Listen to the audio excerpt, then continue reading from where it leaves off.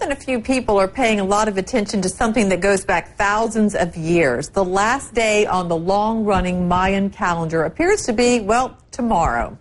Does that mean that's when the world ends? Nick Parker went to an ancient Mayan site in Mexico to find out. At dusk, a Mayan mass begins in the Mexican city of Mérida. The ancient ceremony honors the dead. Valerio Canche is a priest. His people's calendar ends in a matter of days. It's considered the closure of the great cycle of Mayan time, he says. But of course the next cycle begins the following day. For the Mayans, it's not the end of the world. We gotta get to the airport! Doomsday scenes from movies like 2012 have helped create a different myth. So where does it come from? The Mayan civilization began in several countries from around 2000 BC. The story behind the infamous date begins in ancient sites like Chichen Itza, where Mayans created calendars.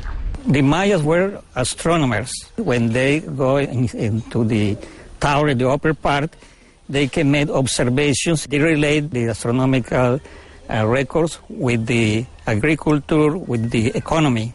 Temples are designed to channel sunlight, and the number of panels corresponds to years. When academics translated inscriptions in the 19th century, they discovered that Mayans counted 394-year cycles, known as Baktuns, and many say the significant 13th Baktun expires this winter solstice, December the 21st. Others say it actually ends on the 23rd. This carving, made in 700 AD, ignited furious debate. Monument 6, as it's known, was discovered at the site of Tortuguero and predicts a major event at the end of this 13th Baktun.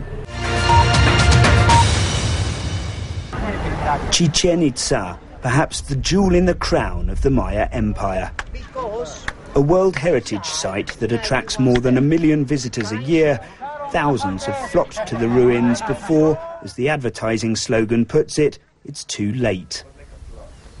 It's a reference to a popularly held belief that the Maya predicted the end of the world on the 21st of December 2012.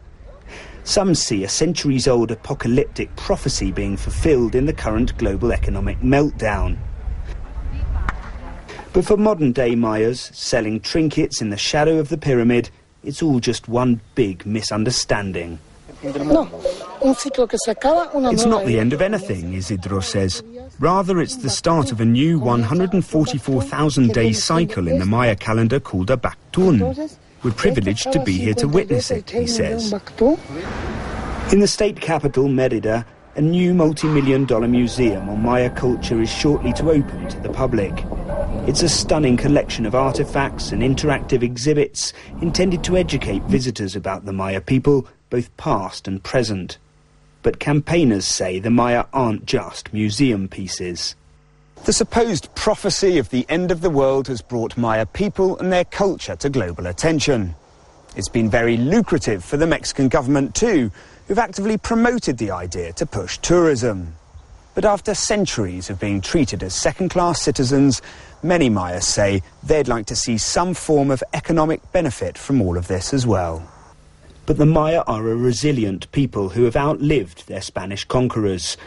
Some may see the 21st of December as the end of civilization, but the Maya say it's the start of a new dawn.